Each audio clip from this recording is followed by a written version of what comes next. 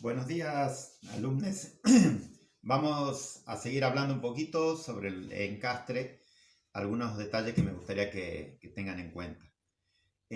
Por un lado, para tomar las medidas para hacer el encastre, en violonchelo se usa una relación digamos, desde el borde, desde la muesca de la F hasta donde sería la cejilla. Esta distancia ustedes tienen que pensarlo que vamos a dividirlo en 17 partes, donde 10 partes van a corresponder al borde de la tapa hasta donde va el puente, al punto de gravedad, y 7 partes corresponden desde el borde de la tapa hasta el comienzo de la cejilla. Lo que en violín y en viola lo dividíamos en 5 partes, donde tomábamos 3 partes para el punto de gravedad y 2 partes para hacer el encastre. En este caso sería 17 partes, donde vamos a tomar 10 partes para lo que sería el borde de tapa al comienzo, a la muesca de la F, y 7 partes entonces desde la cejilla hasta el borde de la tapa. Esto se lo utiliza bastante en cello porque por ahí cambia mucho los tamaños de la caja. Entonces, por ejemplo, para los modelos que generalmente estamos usando en la escuela, nosotros hacemos un punto de gravedad en el cello de 400 milímetros. Entonces nosotros tenemos esta medida que es 400 milímetros hasta el punto donde va a ir el puente. Esos 400 decíamos que iban a hacer 10 partes de las 17 partes, entonces hacemos 400 dividido en 10, nos da 40 cada una de esas partes. Entonces, para saber el encastre, cuánto lo vamos a poner de la cejilla hasta el borde, sabemos que esa 40 es una parte, la multiplicamos por 7, porque decimos que esta parte eran 7 partes y esta eran 10, entonces 40 por 7 nos da 280 milímetros, que es la medida que nosotros estamos usando para hacer el encastre en el caso de los chelos modelos de Lungo, el modelo Stradivari, el modelo personal mío, están pensados de esa manera. Por eso hacemos un encastre a 280 milímetros.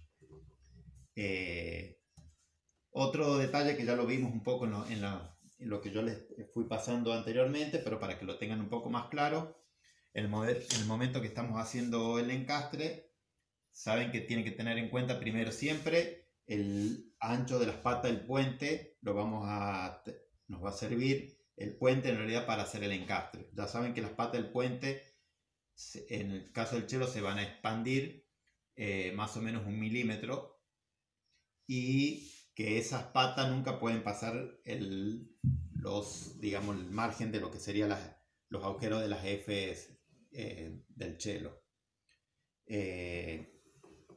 Entonces, podemos hacerlo con el puente que ya le vamos a poner al instrumento. Al puente le vamos a tirar un centro y podemos usar una reglita que la vamos a poner centrada. Esto nos va a ayudar cuando estamos haciendo el encastre. Vamos a poner una regla que proyecte el diapasón de ambos lados y que nos quede centrado en relación al puente.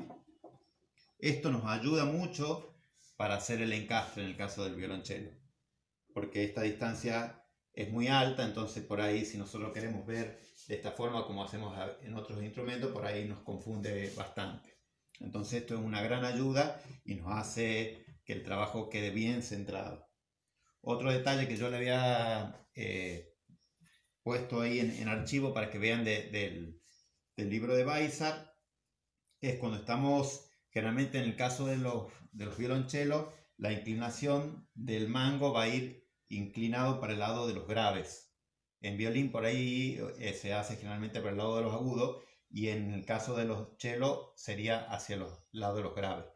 Lo mejor, yo decía que la idea es que el mango tenga un escalón acá donde va a ir el diapasón, para que después nosotros lo vamos a poner al encastre derecho, que quede plano, pero después abajo, cuando sacamos el diapasón y antes de barnizar, ahí le vamos a ir dando la inclinación y podemos dar el ajuste, o lo podemos hacer antes cuando ya estamos haciendo estamos preparando el encastre, vamos probando de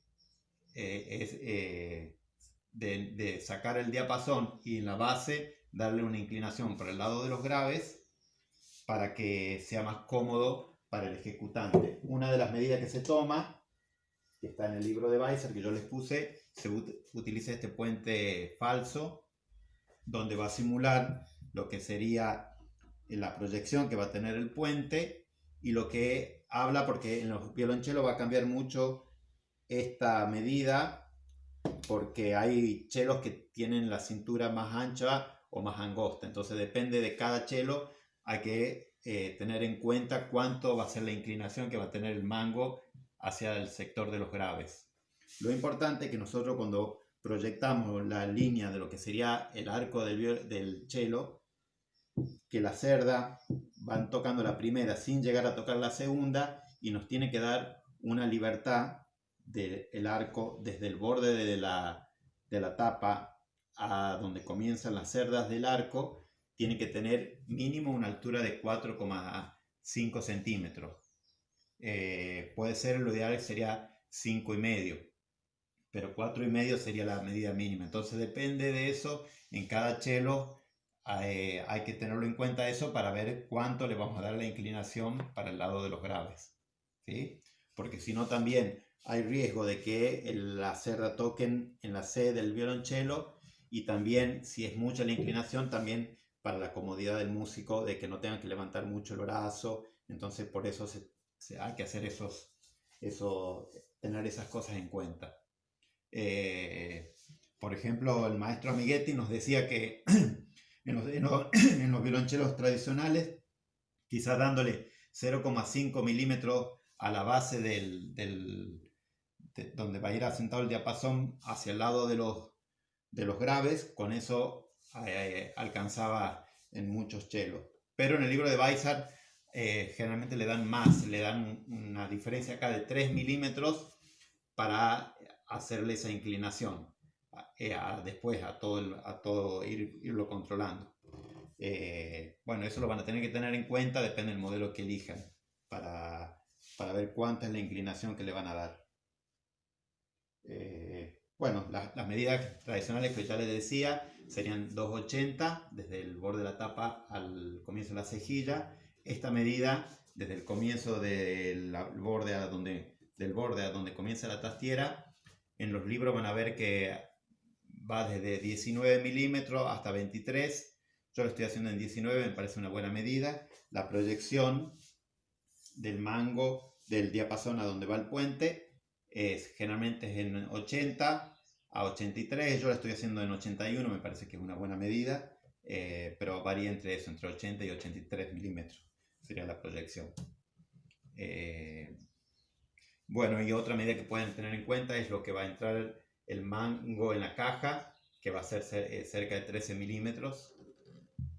Eso sería lo que tienen que tener en cuenta. Dejemos por ahí la clase y ya en la próxima vemos un poco lo del cambio de mango para hacer una restauración, donde vamos a hacer injerto de mango. Eso lo dejamos para la próxima clase. Hasta luego.